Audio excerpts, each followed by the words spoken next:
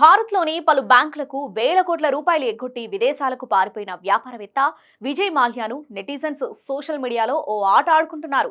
ప్రస్తుతం జరుగుతున్న ఐపీఎల్లో లక్నో సూపర్ జైంట్స్ జట్టుపై గెలిచిన రాయల్ ఛాలెంజర్స్ బెంగళూరు టీంకు విజయ్ మాల్యా నెట్టింట అభినందనలు తెలిపారు.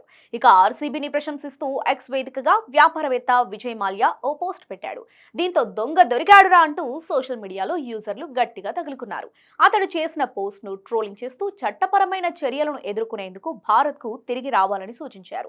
ఫైనల్ మ్యాచ్ చూసేందుకు సరదాగా భారత్ కి రావచ్చుగా అని ఓ నెటిజన్ ట్వీట్ చేయగా, భారత్ లో ప్లే ఆఫ్స్ చూడటానికి రండి అంటూ మరొకరు పోస్ట్ చేశారు. Come back to India man, ఎప్పుడు వస్తున్నావు అని అలా మరికొందరు నెటిజన్స్ కామెంట్స్ చేశారు.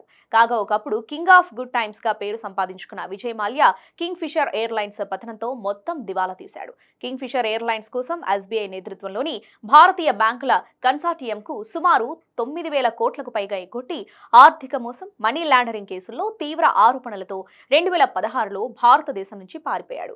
ప్రస్తుతం బ్రిటన్లో ఉంటున్న విజయ్ మాల్యాను భారత్కు అప్పగింతపై న్యాయ పోరాటం కొనసాగుతుంది.